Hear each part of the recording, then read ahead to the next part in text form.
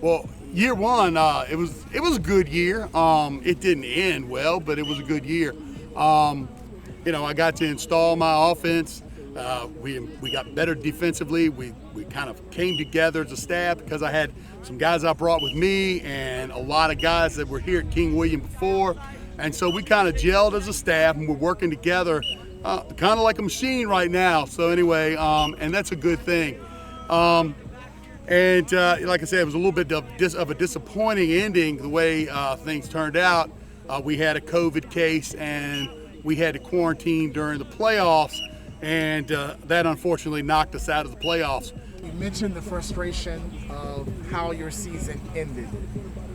How long did it take for you and the team to get over that and get ready for the offseason?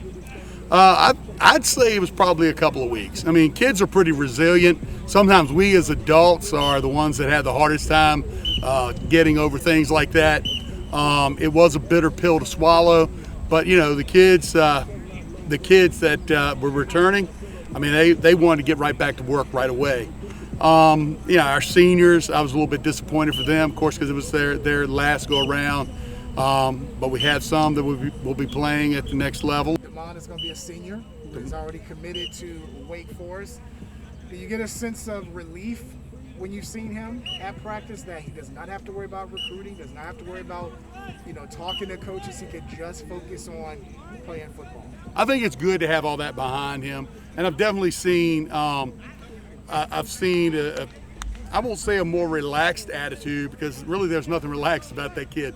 But I have seen a more focused attitude on the business at hand, what we've got to accomplish as a team. And he's out here, he's working with our younger players.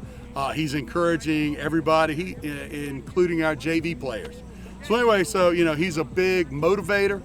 He's a good example, and he's just the kind of kid you want in your programs. Now we have some older guys that are in, and they're helping the younger guys. And I noticed with the offensive linemen, they're constantly helping the younger guys. There's so much to remember on the offensive line that it's good to have an older guy just kind of tutoring you along. And I've noticed the same thing with Damon.